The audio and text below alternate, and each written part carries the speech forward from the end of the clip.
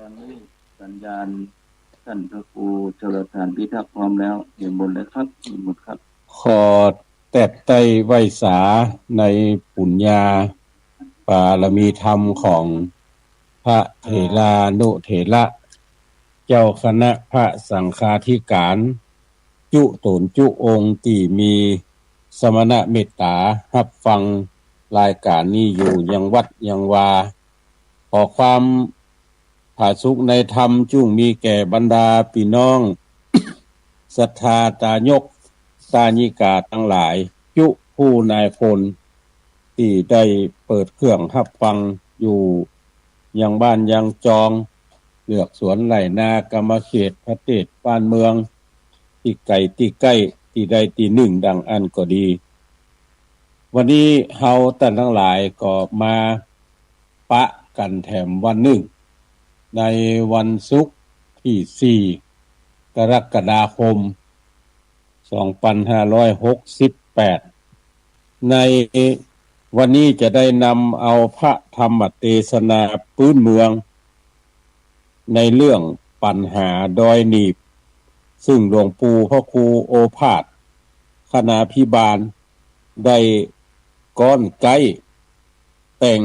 แปลงยังพระธรรมเทศนาผูกนี้โดยอาศัยเข้าโครงเรื่องเดิมที่มีอยู่เอามาเรียบเรียงและกอดแต่งเป็นธรรมปัญหาดอยหนีบซึ่งในแต่ละท่านในแต่ละคนที่เกิดมาในโลกเนี้ยก็ย่อมจะมีปัญหาเหมือนกันจุผู้จุคนบ่นักก็น้อยบ่น้อยก็นักตามกรรมไผมันติดได้ตกแต่งในอดีตชาติมาปีนี้มาชาตินี้ก็จึงมาปะใส่ปัญหาทั้งหลายปัญหานั้นมันเกิดขึ้น ที่เฮาท่านทั้งหลายได้แก้ไขแต่ว่าปัญหาดอยหนีบเนี่ยมันเหมือนดอย4ลูกมันหนีบตนตัวเฮาท่านทั้งหลายถ้าบ่จ้างแก้ไขดอยทั้งหลายทั้ง4ลูกนั่นก็จะหนีบให้เฮาท่านทั้งหลายย่อยยับไปถ้าจ้างแก้ไขดอยถึง4ลูกก็จะห่างจากเฮาท่านทั้งหลายไปเหมือนกลไกที่มันมีอยู่แล้วเรื่องราวจักเป็นเชื้อใดขอท่านทั้งหลายได้ สนับรับฟังพระธรรมเทศนาผูกนี้เป็นทำนองร้อยแก้วตามสมควรแก่เวลาสืบไปนะโมตัสสะภะคะวะโตอะระหะโตสัมมาสัมพุทธัสสะยะถาปิเศษลาวิปุลานะพังอาหัจจาปปัตตาสะมันตา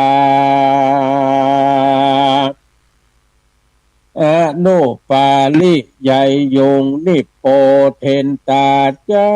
ตุทิสาติติ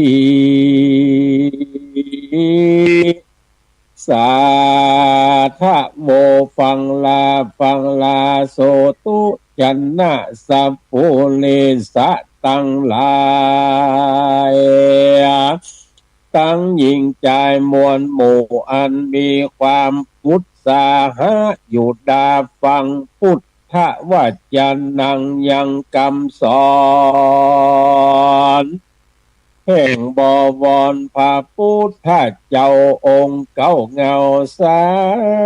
สนาตนมีมหากรุณาอันยิ่งโยเตสนาภายโพธิสัพพสัตตาดุจยะดังนาวาสะเป่าคำเล่มใหญ่ขี่คามไตโอกะวัตะสงสารเพื่อเถิงพระนิพพานเบียงแก้วดับทุกโศกแล้วในโลกา อนิจจาวัฏฏาสังขาราพระก็พิจารณารู้รอดรู้แจ้งขอดสภาวะธรรมผู้กฎกรรมและกิเลสผู้เก้าเหตุแห่งโลกสงสารว่าเป็นทุกข์ทรมานร้อนเอาไม่ในโลกลุ่มไตทุกขันธาคือทุกขะสภาวะขันธาตุมันมีอำนาจตามกฎวิสัยคือรู้จักไหวคอนเหี่ยงบ่มันเตียง บ่มันเตียงสัจจังรู้ปังแผ่ปีนแผ่บ่นิ่งแน่รูปปากายผู้ตายเกิดบ่เป็นที่พาเสดในโลกาองค์พระพุทธาตูนผ่านแผ่เพื่อพิจารณาแล้วถึงแก่นแก้วแห่งปัญญาล่ำเปิงถึงกุศธรรมดาของโลกนี้แต่รู้แน่หันจางเป็นสัจจังจนสภาวะธรรมบังเกิดญาณสัมปยุตตะดวงผาเสดมีมาเอาสติปัฏฐานะเป็นที่ตั้งเป็นที่จังต่ออารมณ์ใจนิยมมันแก่นอารมณ์แล่นเข้าสู่กรรมฐานวิปัสสนาญาณหันส่องแจงหูตัวแห่งสภาวะ สภาวะธรรมจักหันตัวกรรมและกิเลสหันตัวเหตุและผลผลบุญกุศลน้าวหนองเข้าสู่ห้องวิมุตติธรรมและนาเอกังสามะยังพระเกาวายังมีในกาละคาบหนึ่งใส่โตนเงาไทยสัพปัญโยพระตนครูพุทธเจ้าตนเป็นครูเก้าวิเศษแก่เตเวทและมนุษย์สาโลกนาโถตนโลกนาทะวันนั้นนาพระสาธิตในอาวาสเวรุวันนะอาลามมวลไม้ไผ่งามสะอาดพระเจ้าปิมพิสารโอติสาหยาดน้ำถวายตานแก่พระตัสสะพลญาณตนผ่านเพลเพื่อเป็นที่ตั้งแห่งแก้วเจ้าตั้งสามประการอัฏฐในกาลนั้นนาพระเจ้าปิมพิสารกับตั้งฟ้าลิวานมวลมากมากันลวงหลายหลากนั่งเลียงยายอยู่พร้อมขาบนบน้อมวันตามีภาษาท่าศรัทธากาอาจใครฟังโอวาทคำสอนแห่งขจินวรโตนผ่านเพลเพื่อเฮอแล้วดังกำพาธนาว่าพันเตพระกวาคาเดพระสัทธาเป็นเจ้าข้าบาทเงาลาจาเป็นผัญญาเจ้าฟ้าย่อมหากาละเวลาบทใดจักมาขับไปฟังธรรมย้อนมีกิจกรรมแฝงไฟการน้อยการใหญ่ต่างลาจากการไข่หือเมืองสุขสำราญวิโรจน์ ขอพระจุงภายโพธเตสนาเดชนอที่นั่นนาพระพุทธาโตนผ่านเท่าได้ยินกำจอมจิ้งเจ้าผัญญาปิมพิสารพ ระก็รู้โดยอาการท่วนทีรู้แจงตีบ่สังกาพระก็จิ้งยกเอาปัญหามาถามไถ่กับจอมเจ้าใหญ่ลาจาว่าดุกลามหาบพิตลาโตนองค์อาจตนเป็นใหญ่แก่ไพราชปุรีแม่นมีลาจะปูลิสามากล่าวอู้ไขเป็นคนเชื่อใส่ท้วนที่มาจากติสะตังสีถวายสารนะว่าข้าแด่พระผู้บานโตนผ่านเท่ากาละนี้เล่ามีมาคือว่ามีภูเขาศิลาดอยใหญ่ลมปัดใส่เปปังกิ้งหนีบสัตว์ตั้งตัวน้อยตัวใหญ่อยู่บทใดตายไปกับตังลูกขะไพรมวลหมู่ไม้ต้นน้อยใหญ่อยู่บทเรือลอ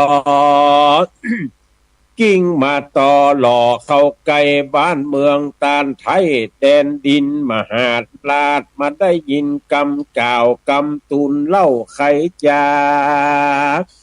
จักเชื่อหรือจาเขาใดขอพระนอไทยจุงพิจารณาที่นั่นพระติโลกาจารย์ตะไหลโลกจิ้งอนุโยคไข่กาธาว่าเนี่ยถาปิเศษลาดังนี้ดูกลามหาราชตนองค์อาจนกรใจอันว่าปูเขาศิลาใดดอยใหญ่กิ่งมาใส่มาเต็งตุกตี้มีมาแต่ติดสะตังสีจตุทิศาเอาสัตว์นาหลายสิ่งตายมุ้ยมิ่งวายไปตั้งหมู่ลูกขะไพรน้อยใหญ่บดใดเรือล้อก็มีโดยพระการสันใดเอวังจลาจะอธิวัตตันติปานิโนมหาลาจาดูกัตลามหาราชสิ่งใดจักมีอำนาจเหนือกว่ากฎสภาวะธรรมนี้บ่มีนาเลยจลาอันว่าความเท่าแก่มัจจุอันว่าความตาย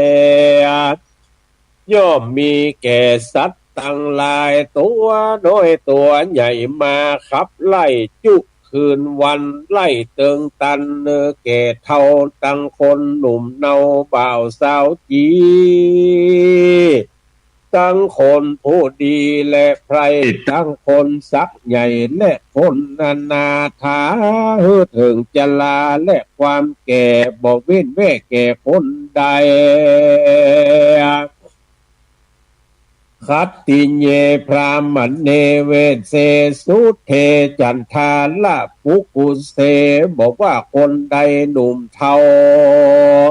ตั้งเชื่อเจ้าหนอวงศาพระกษัตริย์ลาผู้ใหญ่ตั้งหมู่ไพรคนตุกคนผ่านตั้งสมณะพราหมณ์และผู้รู้ตั้งเผ่าผู้ยิงใจย่อมเกิดแก่เจ็บตายวำวายย่อมมีตังเดียวดายเหมือนกันที่หานะตัดที่นั่นคือป่าจ้าแดนดงแดนโพดผงเตควางยังสลิละล่างการยังหากบ่มีฟังก็จักเผาจีไม่สัพพะสัตว์ลุ่มไตก็ย่อมเหมือนกันสัพพะเมวาพิมัตถติพญามัจจุลาไลจุคืนวัน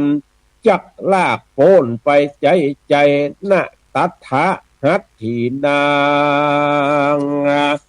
ภูมินะราธานังนะปัตติญาบ่มีผู้ใดนาจักรู้ที่จังรู้ที่ตังตับฐานมัจจุลาจา มีทั้งหมู่เสนาและอำมาตย์โยธาอาจหลวงลายมากฎหมายจัก จ่องเพาะน้าวหนองอายุสังขารพ้องอยู่ดมนานพ้องก็อยู่สันกดขีดคันจุคนไล่ชีวิตโตนเหือปัดราคือได้จากกันแลกกันจากหมู่ปงปันปีน้องตังโค้งเขตห้องเกหาจากเข้าของนาสมบัติมีมากน้อยใหญ่สิ่งอันลักไฟเฟือแฝงลูกหลานลักลอมแปลงเต้าฟ้าย่อมจักไหวนาจากกันไปตามโกฎวิสัยธรรมชาติมันมีอำนาจเหลือสิ่งใดบอกว่าปุกละคนใดผู้น้อยผู้ใหญ่อยู่แฝงไฟปริวารผู้มีหลักฐานอาจอ้างผู้ใหญ่กว้างโดยวัตถุเข้าของแม่นจักเอาเงินทองมาแลกไถ่มาปลดไปชีวิตตัวตนว่าของเป็นคนไปยืนยาวอยู่จะใจ ย่อมแลกไข่บทใดดังใจจงจะลาวำวายลงเกเท่าพญาไต่เต้าเบียนขียุกยาใดดีหาหมอมาใส่ตั้งหมอแผนใหม่และหมอแผนโบราณบ่ชำนาญวิเศษก็เต้าแก้เหตุบรรเทาทุเราไปเป็นวางเป็นจ้องพญาติน้องหายนี้วันคืนปีมาจำแก่ปีที่พญาติมาแผ่วังวอนป้าเอาโตนเธอได้ตกต่ำไตสู่ความตายวอดวำวายวินาชีวิตขาดจากกันไปตามวิสัยโกฏธรรมดาจะเล็ดนาสาธุจนาเลยศรัทธาตั้งหลายจุผู้ได้มาส่องรู้สภาวะธรรมรู้กฎกรรมของธรรมดาในโลกอย่ามัวทุกโศกโศกาเมื่อพิจารณาหันแล้วก็ถึงแก่นแก้วปัญญาคือเอาสติมาภาคกฎมากำหนดอยู่จะใจก็จักหันโลกใจเป็นสาทาน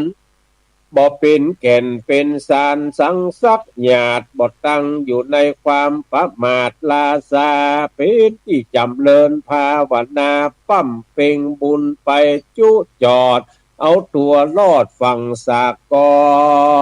ลเทิงแดนนี่ลันดอนมีมุดวิโมกโป้นจากคองขายโลกวัฏสงสาร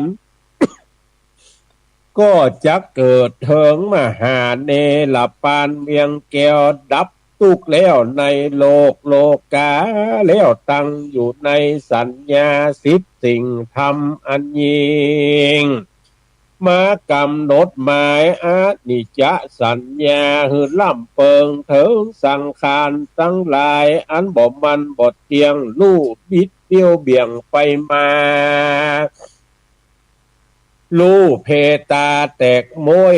กำหนดโดยสัญญาพิจารณาถึงสังขารเป็นของเปล่าลำเปิงเล่าเล็งดู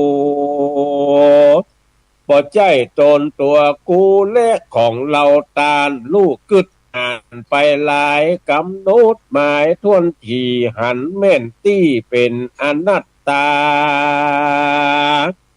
อุสุภสัญญาอสุภสัญญาพิจารณาส่องแจงหันตัวแห่งรูปกายว่ารูปวำวายวินาชีวิตขาดตายไปบอกว่าคนใดเราตานย่อมละล้านเน่าเปื่อยปุดปังสุพังบอดีบอกงามเหม็นเน่า จะกลายเป็นเต้าถ่านไฟแดงบ่ฝุ่นดีแยงสังสักถิงเมื่อชีวิตมวยมิ่งวำวายอาตินาสัญญาคือพิจารณาทวนที่กำหนดที่ในกายว่าเป็นได้ตัวเก่ามีแต่ตุกโตดเล่าลายประการอาโปอาปาโทหาปะมานบอดใดมีแต่การเจ็บป่วยไข้ต่างๆนานาล้างเตื้อก็หาหมอมายาเอายามาใส่ผัญญาตไล่เปลี่ยนคีจักได้อยู่ดีก็หากนี้เวลาน้อยเปียที่ผัญญาตจ่องหอยมีมาหลวงลายปะหานาสัญญาเหือกำหนดมาเปลี่ยนละต่างบาปรู้จักขนาบอกุศลหลีกตัวตนอย่าเข้าไกลล่ำเปิงอยู่จะใจแต่ตั้งบุญและนา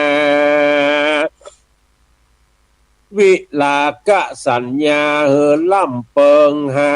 วิลากะทำกฎแปดเฮืออริยมรรคแปดประการเอามาเป็นพระมารเป็นหนทางเข้าไปสู่นิพพานเวียงแก้วดับทุกข์แล้วในโลกานิโรธสัญญา คือล่ำเปิงหากองมักกานิโรธอันดับทุกข์โทษคือตัณหาอันเป็นตัวนำมายังกิเลสอันข้องข่ายเขตวัฏสงสารปองวิชาญาณแจส่องแจงอริยผลเตื่อมแทงมีมาสัพพะโลเกนาพิรตะสัญญาล่ำเปิงหาในโลกาลุ่มไตมีแต่ดับทุกโศกไม่ตั้งมวลสมเปิงกวนดีเบื่อหน่ายนิถาสัญญาอย่าเอาตัวเข้าข้องข่าย สนุกสุขสมตั้งจันอินพรหมสวรรค์จันเขตมีแต่กิเลสท้องโถมบ่อปุ่นดีเจยจมยินดีจักอยู่มีแต่ไม่วูเผาลนเป็นที่เวียงบนดับกับตายกับเกิดบ่เป็นที่พระเสริฐสักประการสัพพะสังขาเลสุอนิธาสัญญาหือกำหนดพิจารณาถึงสังขารตั้งหลายบ่เป็นแก่นแก้วมันบ่เฮือแล้วดังกำพาธนาลูกจลาเท่าแก่ลูกเปียที่แผ่เต็มตนมรณามาเวียนวนตายจากมันบ่หักได้ดังใจจงนั้นว่าวำวายลงกากาตามกฎธรรมชาติปาเฮือเป็นไปอนาปนัสสติสัญญากำหนดลมหายใจเข้าออกสัญญาเข้าในออกนอกคือกำหนดหมายกาโยอันว่าร่างกายตนตัวเหล่านี้แต่เตียนยอมขึ้นแก่ลมดังหากว่าลมลุปังถอนออกร่างกายก็จักตอดเตตุมบ่ลงคุ้มไฟก็จักเอาไม้ตกต่ำไตปัทวีก็จักมีแต่บ่สงสัยจะแลดนาโหวัตะโอยนอโดยมีแต่และนอยังกาโยอันว่าตนตัวแห่งเรานี้นาสุจิมหิสามุทธิโตอันเกิดมาในกองโสโคกวิลาเตกิมิวะเป็นดังนอนอันเกิดในอาจมนั่นแลอันโตอันว่าไปในตัวแห่งเรานี้อาสุจิสัมปันโน เต็มไปด้วยโสโครกอันเนาอันเหม็นปุลังนวัจจากกุฏิวิญญาเป็นดังขุมกุฏิเวทอันกุลีเวทอันนั้นแดอะยังกาโยนั้นว่าตนตัวแห่งเหล่านี้อาสุจินตะเตนิจังมีน้ำเน่าน้ำนองหักไหลหลังนองออกมาบอกขาดสายจุวันจุยามยะถาเมตกาธาลิกาเหมือนดังให้น้ำอันจึมหัวบอกขาดสายนั่นแหละอะยังกาโยว่าตนตัวแห่งเราตั้งหลายนี่นาจิมีวากุลาวาโสเตียนย่อมเป็นที่เกิดแห่งขกุนนอนตั้งหลายต่างๆนั่นแหละปันนาปาจันตะนิกาวิญญาเป็นดังน้ำสิกามาดแห่งคนจังไรนั้นแดอะยังกาโยนว่าตนแห่งเรานี้กันทะกูโตเตียนย่อมเป็นที่เกิดตุ่มน้อยตุ่มใหญ่ตั้งหลายวิกะโลกะภูโตเป็นที่เกิดโลกพญาติตั้งหลายวันนะภูโตเป็นที่เกิดตุ่มฝีตั้งหลายสมุจจโยหูใกล้หูปองอาเตกิจโชบ่อาจเยายาใดอะเจกุโชอันกวนกิเลสมากนักจะแลอภินหังกุณะมัปปโมอุปมาดังซากผีตายดวนปุดขาดจักย้อยเป็นผงเผาเต้าทุลีไปในปัทวีก็จักมีเต้บ่สงสัยเป็นที่สุดจะแหลนา ตุมเหพระวันตาต้านตั้งหลายได้ฟังธรรมแล้วเฮอพิจารณาถึงแก่นแก้วมโนในเอาปัญญาใสส่องแจงเกาะแนวหนองแดงในตนตัวปุ่นดีกัวมัจจุลากฎธรรมชาติธรรมดาสภาวะธรรมยอมขับจำไปอยู่จะใจ คือคนตั้งหลายโตกรรมไตกฎแห่งธรรมดาอนิจจาคือสภาวะบ่มันบ่เที่ยงผู้ความเหี่ยงลุฟังหูทุกขังเกิดเป็นทุกข์ทรมานไปอยู่จะใจอันนี้ก็ว่าได้เหมือนดังคนเราจะเล่นนาอนัตตาคือสภาวะบ่ใจตนตัวสักหยาดตู้จักปุดขาดแตกย่อยเปฟังปะหาตินังอันว่าเป็นโตดอันใหญ่ปาหุพะยังว่าเป็นภัยเนี่ยแฝงไฟเตรียมตนขะเนี่ยแต่ลู่เวียนบนเนี่ยแยกลู่ดับแตกสุญญางอาศาสตร์ลังหาแก่นสารบทใดอะสุพังหูถอยไล่บทดีบอกงามแต่เละนาวิเศษะควรพิจารณาปุณณะปุนังไปอยู่ใจใจนิพพานทะ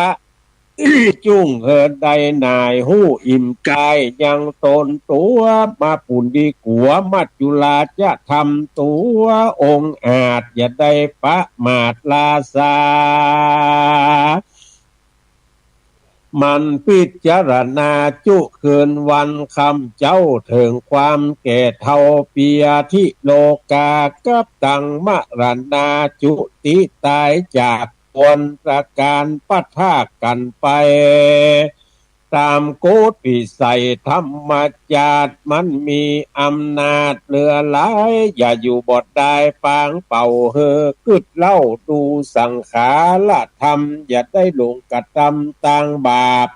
อย่าได้แบกหาบหลงเมาวินย้อนการกินการแต่งการยอง มันก็ตึกเต้าแห่งห้องและเมืองคนบอกวนเมาโคนเมาแบกเมาหาบเสาะกรรมเสาะบาปมาใส่ตัวหลวงเมามัวหลงรูปใจมันบ่หอนใจเป็นแก่นเป็นสารห้องก็เมาเล่นเมาหลานเมาลูกเมาเอามาผูกเกาะกินใจบนนาจักกะทำบุญไปก่อสร้างมีแต่อ้างว่าบ่มีเวลาเมาการนาน้อยใหญ่เมาแฝงไฟตัวโลภตัณหาตัวเวทนาผูกขาดเพื่อเข้าสู่อำนาจบ่หันทำปาตัวทัดลำลงกว่าตกเป็นคากามลากาลงลูกกายว่าตัวยังสวยยังงามแล้วก็มาแยงพอเอาหูล่อฟังศรัทธาลมลงนิยมหอมกลิ่นหลงรสลิ้นกลิ่นลำโพธปาต่ำถูกต้องมาจ้องก้องหลงมัวเมาการตั้งตัวบ่เอาใจใส่เอาการโลกแฝงไฟซักเจินหวังแต่ความเจริญภายนอกเสาะหาวัตถุมาปอกมาปานบ่ฮู้พระมานจักปออิ่มกายบ่ฮู้จักเบื่อหน่ายในวัฏโลกาหลงมายาแต่ของแต่อันมาย่องเอามาจ่องก้องมากเลือหลายพ่องหลงงมงายการเล่นการม่วนอดเอาอ้วนตึงตังมาชอบฟังชอบพอชอบของลอกกามากูล การตั้งบุญหลีกเว้นเอาบาปมากาบเกณฑ์เกาะกินใจบ่เอาต่างใสสะอาดใจนั่นขาดการกุศลเอาตัวโตนห่างล่างบ่ได้ก่อสร้างต่างดีจะแหละนาสาธุจนาเลยต้านต่างลายจุภูหากได้มาพรำรู้เรื่องสัจจะธรรมฟังธรรมเทศนังของพระพุทธเจ้า ฟังต่อเต้าเฮอปาดิปุ่นนังแล้วเฮอเอาปัญญาพิจารณาถึงแก่นเฮอหันแม่นเป็นจริงเป็นที่เปิงปะเป่าปิงปลายนาเอาสุขสวรรค์จันฟ้าวิมานแมนกับตังสุขอันแสนยิ่งโยดสุขบินโลดคือนิพพานาสาธุจนาตั้งหลายตั้งยิ่งใจน้อยใหญ่เอาใจไฟกองกุศลฮือเอาใจโตนฟังพร้อมนบน้อมวันตาด้วยใจศรัทธาอย่างเชื่อใจก่อเครือในแก้วตั้งสามแก้วดวงงามวิเศษยิ่งกว่าแก้วในเขตเมืองโคนแก้วในสากลเขตห้องก็เต้างามตกแต่งยองกาเนเพชรนินและจินดามุกมาดแก้วจันตะคารตั้งก็โกดสีแดงจักมีกาแปลงหลายหมื่นเต้าก็คือความสุขชื่นเบิดใจยาง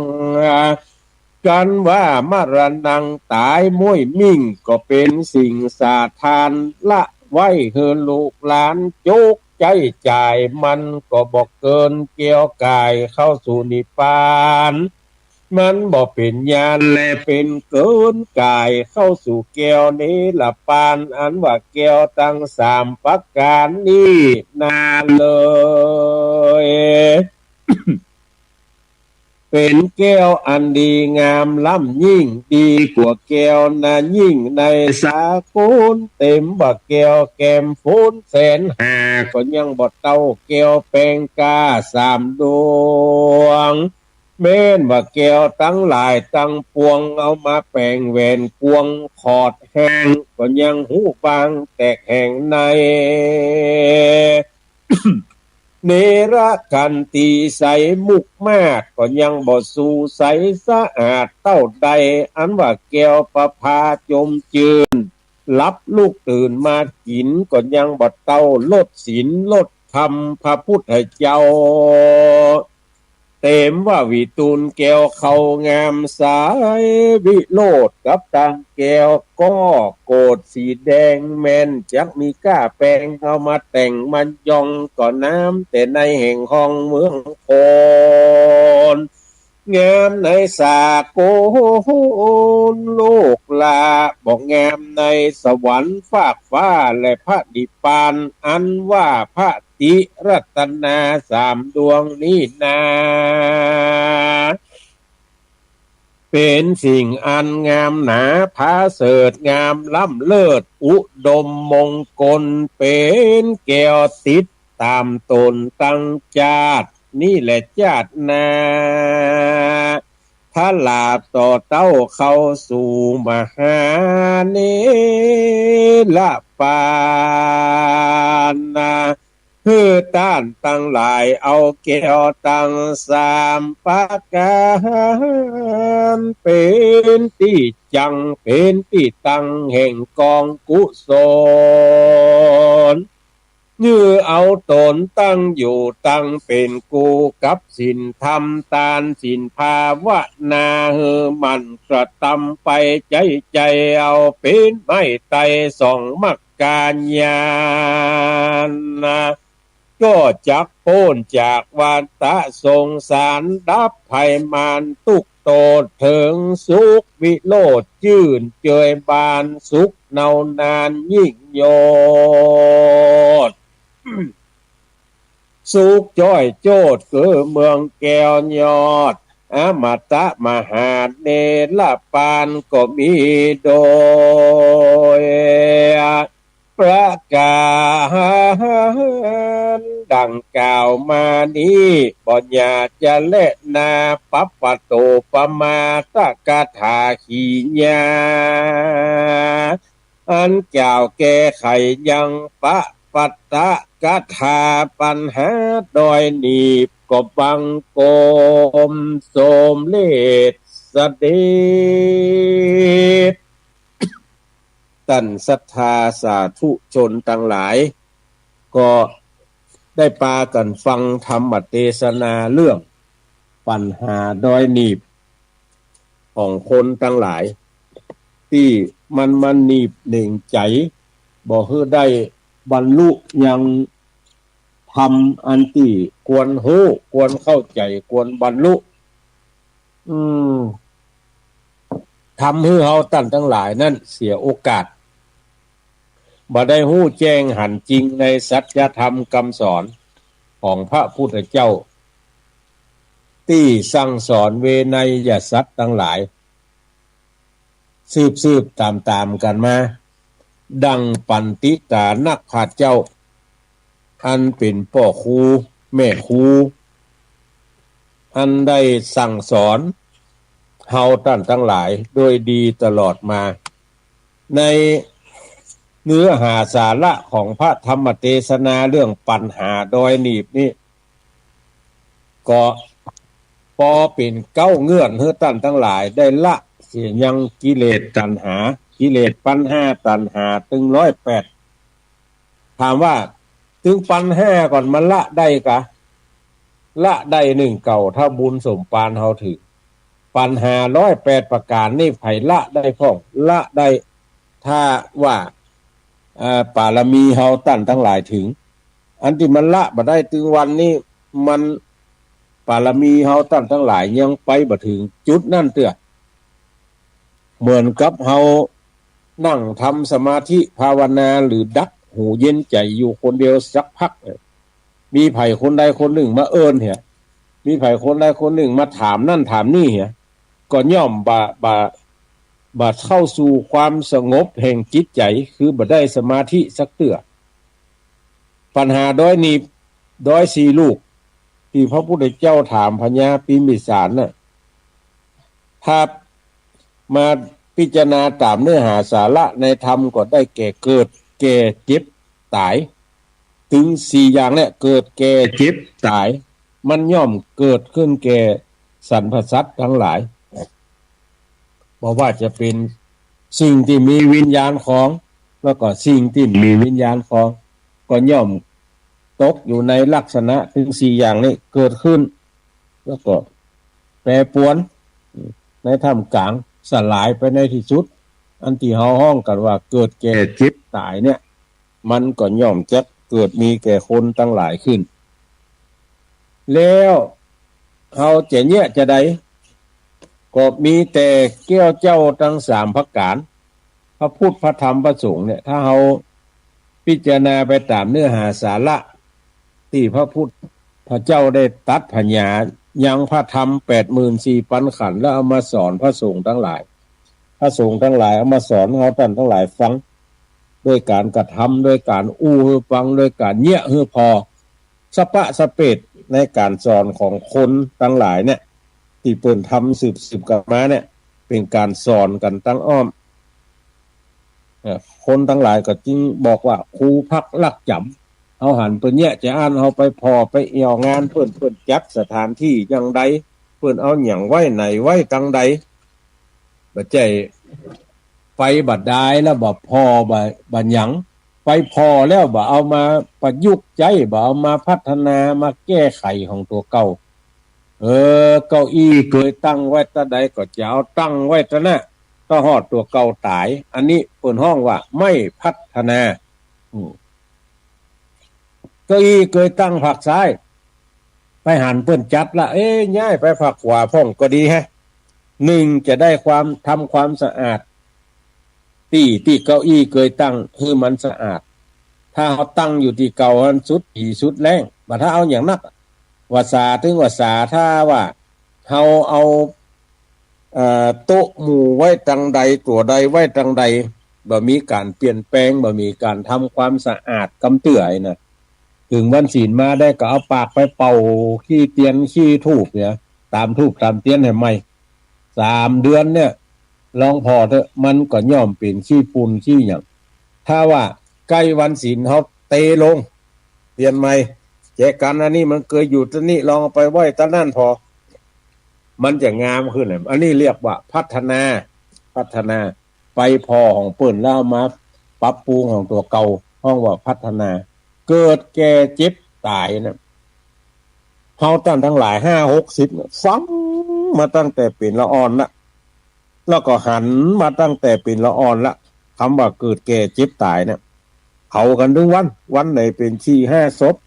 คำเดียวก็ต้มทั้งเหนือก็ได้ก็ต้มทั้งใต้ก็ได้ก็ต้มทั้งวันออกวันตกนี่เกิดแก่เจ็บตายมันเกิดแก่เจ็บตายได้ทุกวันแก่เท่าอย่างเอาตัวเก่ามันเป็นที่จ้างเนี่ยก็จะเตียวไปไหนนี่มันจะลูกกำนี่โตเอาโกนขึ้นก่อนแต่ก่อนนี่พืชคัดลูกกดย่างได้เตียวได้เลยบ่ต้องยืนจังยืนจึงบ่ได้ต้องจึงให้กำร้องมาจึงพ่อได้ตากหงายทุกคนก็มันน่าโจโอก็ตากหงายเพราะว่าสังขารธรรมท่านทั้งหลายมันแบบบ้านมาเที่ยงมันบ่เหมือนเก่าละแล้วเนี่ยจะได้มีวิธีเดียวขัดใจเฮ่งทำความดีฮะขัดใจเฮ่งทำความดีเปิ้นกินเปิ้นตานอย่างวันเนี้ยวันที่4 กรกฎาคมพี่น้องแม่ห้อยเงินตำบลแม่ห้อยเงินถึงเทศบาลถึงวัดถึงฝ่ายกำนันผู้ใหญ่บ้านจะร่วมกันจัดงานหล่อเตียนที่เทศบาลนิมนต์ตุเจ้าถึง 4-5 วัดเนี่ยไปจุกันหั่นทีเดียวจัดพิธีหล่อเตียนแล้วก็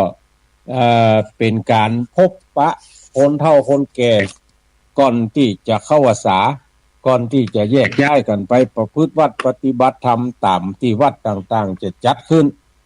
ก็เลยอู้จากันว่าวันนี้เชิญผู้สูงอายุที่ได้รับเบี้ยยังชีพ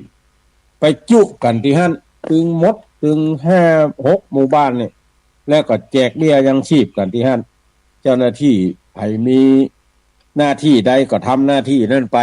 เมื่อถึงเวลาหล่อเตียนก็จะได้หล่อเตียนเป็นอานิสงส์ด้วยกันเพราะว่าถ้ามาฮับเบี้ยยังชีพนี่ลูกหลานยังมาส่งอยู่จะได้ทำบุญสุนทานด้วยกันฮับเบี้ยยังชีพวันนี้เพิ่นจะจ่ายเป็นเงินสดได้ต่อได้ก็เอาแบ่งหอมกินหอมตาลตัวพ่อถ้าเป็นรอเข้าวัดสารลูกหลานบ่ไปส่งบ่มีเวลาก็เลยบ่ได้ทำบุญสุนทานก็เปิดโอกาสให้พี่น้องตำบลแม่ให้เงินหรือตำบลใกล้เคียงจะไปร่วมกิจกรรมนี่ก็ได้เนอะวันนี้ตั้งแต่มื้องายเนี่ยเป็นต้นไปมีการเจริญพระพุทธมนต์เพื่อความเป็นสิริมงคลเพราะว่าผู้บริหารชุดใหม่ก็เข้ามาบริหารสภาก็เข้ามาบริหารในตำบลใหม่ก็เลยจะจัดให้มีพิธีเจริญพระพุทธมนต์แล้วก็รอเตียนไปในตัววันนี้วันที่4กรกฎาคมวันผูกพี่น้องสายใต้ สายใต้ดังดอยหล่อจอมตองไปเปาะไปหอมกันที่วัดเหล่ามนทาทิพย์เนอะเปิ้นจะจัดงานทำบุญสืบโหราจตาฉลองกาตั้งเจ้าอาวาสตะกี้ได้ยินตุลุงยองบอกว่า4 5 6 3วันรวด วันที่6เพิ่นจะแห่ใบประกาศตั้งวัดว่าแห่กันที่ตั้งวัดดอยน้อยแห่เอามาวัดมาวาที่วัดเหล่ามนทาทิพย์เพราะว่าได้ไปกึดล่ำตำสร้างให้เป็นวัดเป็นวาขออนุญาตเพิ่นอนุญาตเรียบร้อยละได้ใบที่จะให้ตั้งเป็นวัดตู้เจ้าหลวงตนแรกที่ได้รับการตั้งเป็นตู้เจ้าหลวงก็จะมาอยู่จะสืบชะตากันในวันนี้พายุวันพุธพายุใกล้ก็เจิญจวนเนอะวันที่5สืบชะตาวันที่6นั่นสมโพธิใบประกาศตั้งวัดจะมีการประกาศในที่ถ้ำกลางสงฆ์โดยวันที่6นั่นน่ะแล้วก็ ยื้อไปวันที่10วันที่10นี่เป็นวันอาสาฬหปูจาวันอาสาฬหปูจาเป็นวันสำคัญในทางพระพุทธศาสนาเนอะศรัทธาเฮาท่านทั้งหลายวันอาสาฬหปูจาเป็นวันที่พระพุทธเจ้าได้ ไอ้ตัววันเนี่ยได้แสดงพระธรรมเทศนาอันชื่อว่าธรรมจักรกับปวัตตนสูตรก็ฉะนั้นท่านทั้งหลายก็นิยมเอาธรรมจักรไปตานวัดวาต่างๆบางพ่องก็เทศอานิสงส์เข้าวัดสาบางพ่องก็เทศธรรมจักรซึ่งเป็นธรรมกันแรกและเป็นศีลแรกของวัดสาของวัดนั้นๆก็เชิญชวนเอาท่านทั้งหลายไปร่วมทำบุญสุนทานด้วยกันตั้งแต่เมื่อเจ้ามืดมีการตานขันเข้าหาบรรพชนเนี่ยตานขันเข้าหาบรรพชนแล้วก็ใส่บาตรบางที่ก็เมื่องายไปตานธรรมแหมเมื่อตอนไปฟังธรรมแหมเมื่อค่ำก็ไปสูตรมนต์บางที่ก็สูตรมนต์ประจำวันบางที่ก็ทำวัดเย็นบางที่ก็สูตรกรรมฐานแล้วแต่ตู้หลวงวัดนั้นจะปาไปบางที่ก็หลังจากสูตรกรรมฐานทำสมาธิภาวนาแล้วก็จะลวดเวียนเตียนเดือนดับเดือนเพ็งอย่างที่วัดนี่ก็จะเวียนเตียนในกู้เดือนดับเดือนเพ็งเวียนเตียนเสร็จก็ปิกบ้านปิกจองกันอันนี้วันที่10แล้วก็วันที่20กรกฎาคมที่ตุลุงยองก็ประกาศให้ท่านทั้งหลายไปกรรมแล้วว่าเฮารอเตียนกันที่วัดแม่ห้องไคและปีเนี้ยต่างผู้อำนวยการสถานีวิทยุคลื่นสีขาวกับคณะได้ได้จ่ากันแล้วว่าจะยกไปตาล2จุดด้วยกันจุดที่ใกล้ที่สุดก็คืออำเภอเสมิงที่วัดเสมิงหรือวัดห้วยคอกตำบลเสมิงใต้อำเภอเสมิงจังหวัดเชียงใหม่อันนี้จะไปกันในวันอาทิตย์ที่20กรกฎาคมจะนิมนต์ตู้เจ้าหลวง9วัดด้วยกันมานั่งรับตาลเตียนที่หั่นเอาอย่าตาล9วัดอันมีวัดงาแมงหลวงพ่อเจ้าคณะอำเภอท่านหลวงพ่อพระครูสุวัฒน์วรธรรม แล้วก็วัดดับภัยรองเจ้าคณะอำเภอพระครูโอภาสปัญญาคุณวัดบ้านปอกตำบลย่างเมินพระครูโกวิทชาคละธรรมอันนี้เป็นเจ้าคณะตำบลย่างเมินแล้วก็วัดเสมิงเจ้าคณะตำบลเสมิงใต้เขตหนึ่งพระครูธีรธรรมพิสุทธิ์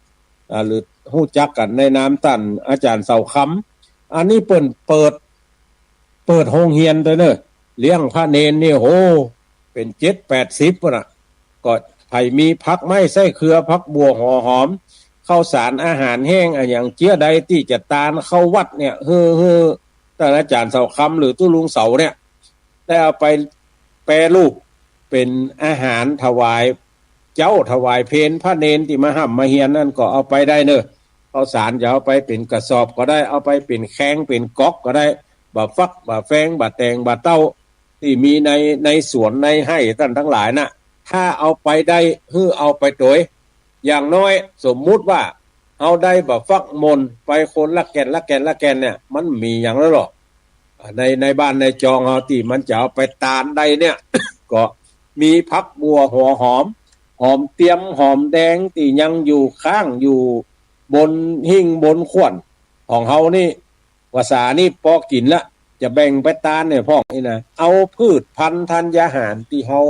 ปลูกฝังในสวนในอย่างนั้นที่พอแม่อุ้ยปลูกกันนะเอาอันเนี้ยไปตานจะได้บุญได้กุศลนักแล้วก็วัดที่5คือวัดแม่สาบใต้ท่านพระครูกิติสุวรรณกรเจ้าคณะตำบลเสมิงใต้เขต2วัดที่6คือวัดน้ำลิ้นท่านพระครูอมรธรรมลักษณ์ตุเจ้าหลวงวัดน้ำลิ้นวัดที่7วัดแสนทองพระอธิการจิรศักดิ์จารุธรรมโมตุเจ้าหลวงแล้วก็วัดที่8วัดแม่สาบเหนือท่านพระอธิการนพฤทธิ์ปัญญาวชิโลเจ้าอาวาสแล้วก็วัดที่9วัดสุดท้ายวัดต้าศาลาท่านพระพิชิตปัญญาธีโกรักษาการแทนเจ้าอาวาส9วัดเนี่ยเขาจะไปตานที่วัดเสมิงที่เดียวไปจุไปจอดไปฮอดไปถึงกันที่นั่น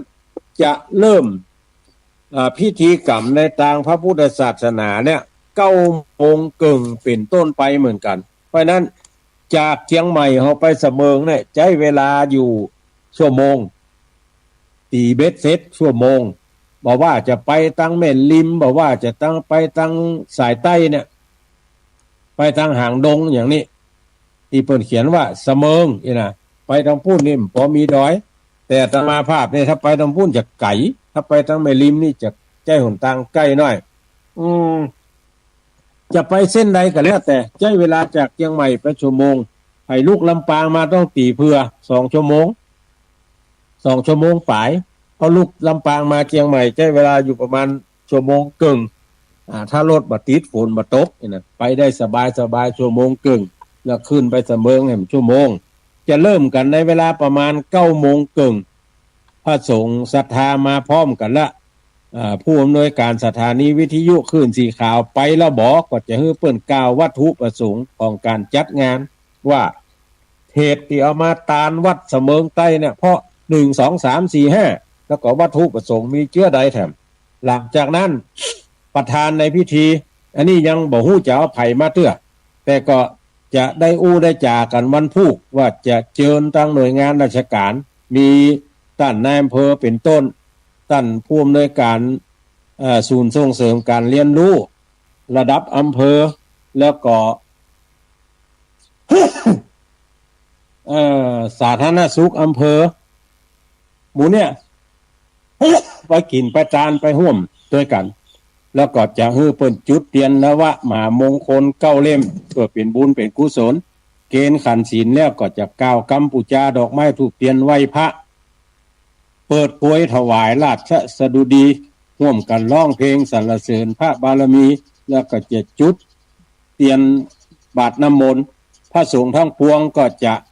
สวดธรรมจักรกับปวัตตนสูตรลวดถวายพรพระ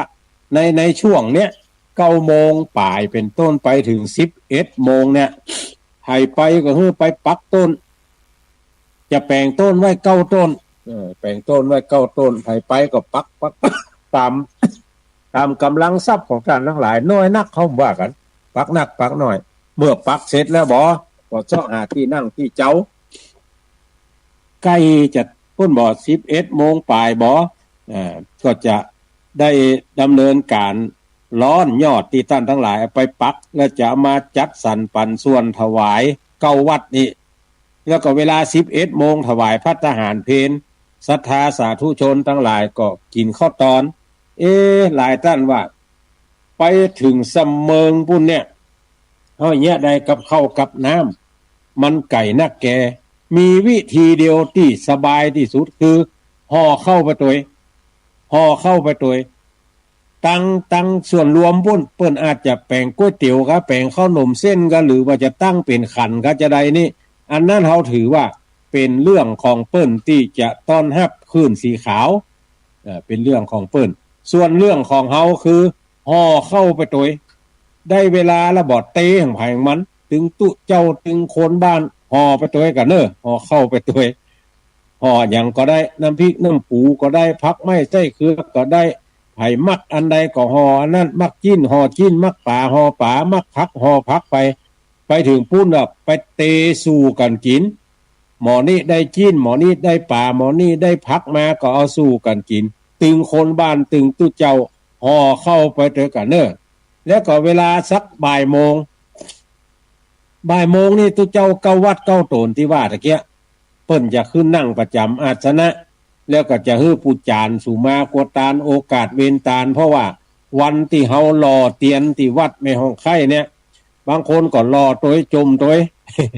ตายแล้วกูคืนนี้หัวเข้ามื่นก็มื่นเนี่ยหัวเข้าก็เจ็บถ้ามีห้าวนี่แย่ตัว โอศกนี่อู้ย่อยเหียตุเจ้าตัวนี้เกิดตั้งหน้าไปยากแถมพอย่าเนี่ยเมากระทายรูปกูบ่ได้ลอกง่ายๆน่ะมันจมเดือดกันในใจบไหลออกปากก็คิดว่าเป็นกรรมในใจละจะฮื้อผู้จานสู่มาโคตานเนี่ยก่อนแล้วก็ประธานในพิธีจะได้กล่าวนำกำถวายเตียนวสาและเจ้าภาพผู้มีเกียรติทั้งหลายก็ช่วยกันประเคนต้นเตียนเนี่ยขออนุเคราะห์หลวงพ่อพระครูสังวรศรีลาภิรัตน์ที่เจ้าหลวงวัดทรายมูลเปิ้นเอาแบบเอาปีมมาอำนวยความสะดวกวันนั้น15 ต้นแล้วก็อาตมานี่เตก็กลัวของเปิ้นรู้ เลยบอกว่าหลวงพ่อขอเมตตาหลวงพ่อเอาไปเตให้กำเด้อผมจะเตก็กลัวแบบปีมมันรู้ถ้าหลวงพ่อเตแล้วถ้ามันงามก็แล้วไปถ้ามันบ่งามขอหลวงพ่อตกแต่งให้กำเด้อหลวงพ่อรับปากแล้วว่าจะคัดเก๋าอันใดบดีจะเอาหลอมแล้วรอเฮ้ยใหม่เพื่องามที่สุดห่อหุ้มอย่างดีแล้วจะเอาไปตาเนื้อจำนวน9 เล่มเนี่ยอันนี้หลวงพ่อได้ดำเนินการไปละแล้วผู้จานจะสู่มาขวตานโอกาสเวนตานประธานในพิธีกล่าวคำถวายและผู้มีเกียรติก็จะช่วยกันประเคนต้นเตียนแล้วจะประเคนปัจจัยส่วนหนึ่งจะเอาถวายส่วนตัวตุเจ้าที่มาฮับตาล9 โตนนี่ส่วนหนึ่งจะเอาถวายเข้าวัด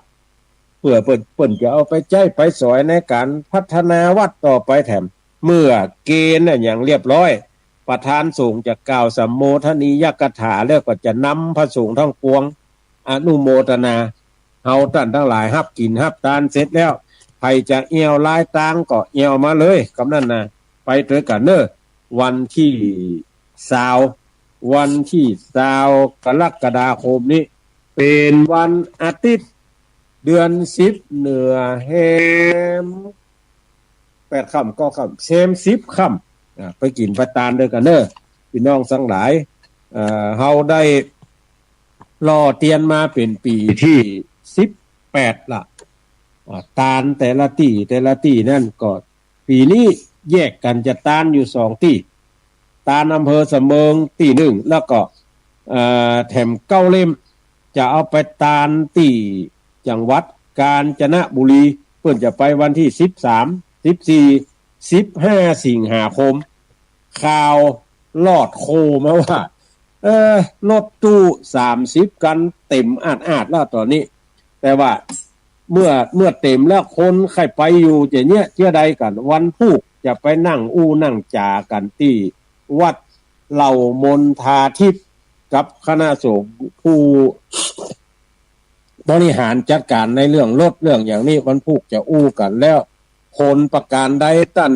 ผู้อำนวยการสถานีวิทยุคลื่นสีขาวจะเอามาอู้มาจ่าให้ตั้นทั้งหลายได้ฟังต่อไปแถมวันนี้ใช้เวลาสถานีมาครบถ้วนขบวนการ1 ชั่วโมงเต็ม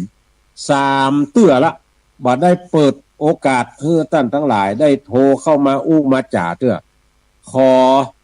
ทำความเข้าใจกับท่านทั้งหลายก่อนว่าบางเตื้อนี่บ่ได้เปิดโอกาส